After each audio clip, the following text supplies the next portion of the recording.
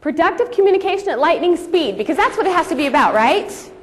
Time is of the essence, especially with new patients. It seems like we never have enough time to do everything that we want to do with new patients. The goal of the new patient experience is to have the patient move forward with treatment. Yes? That's the goal. That's why they come in. And I think sometimes we lose sight of that.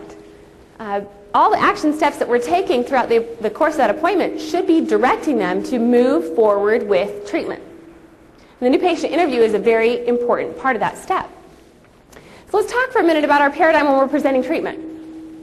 There's some things that we have done for years and years and years in dentistry that I think are fundamentally flawed. When we talk about presenting treatment, the old paradigm is telling the patient what to do based on a presumed need, right? We assume they want to save their teeth or fix their teeth or prevent a problem, but we really have never taken the time to ask that specific patient what their goals are.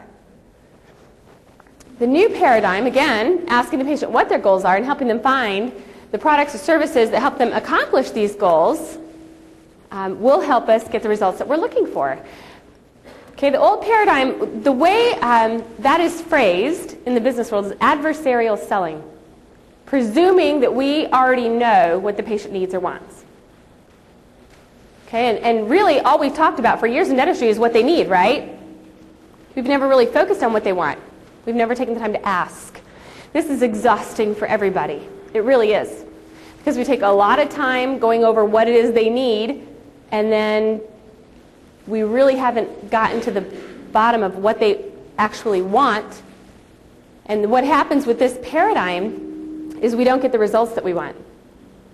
We've taken all this time and energy to present this entire treatment plan, 16 separate appointments, we've broken it down, and the patient doesn't even schedule the first one. It's frustrating, yes? It doesn't produce loyal patients that way either because we really haven't asked the patient what they want. Okay, the new paradigm is asking first and then listening. What are they saying? What are they asking us for? We've got to identify the potential matches with the patient's goals. And that really is the key. What's the patient asking for? Well, we're going to talk about that. Have you ever had a patient leave the practice because they felt like we were selling them something they weren't interested in? We weren't asking. We were just telling in that instance. Okay? It minimizes the time that we waste on blind presentations because we're already presenting stuff that they've given us signals for. All right, what about treatment? You know, when we talk about high-end treatment, selling or recommending high-end services, you know, it's really quite simple. I think we make it much too complicated. The key for that is, again, asking the questions. Because if we are talking about treatment, even high-end treatment, and it's what the patient is asking us about or has already stated that's their goal, then they already want it. And it's much easier to present and get the patient to accept 10 porcelain veneers when that patient's walking the door saying, I want veneers. Okay, so asking, taking the time to ask those questions and respecting the patient and the clinician's time is actually a lot more effective. Okay? The new patient interview is when we do the asking. That's when we find out what the patient wants.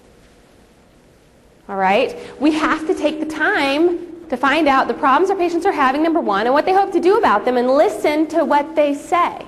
We have to ask the questions. And that's something that I see, even like I said, with our upper level members, you know, this is an area that we could really focus on.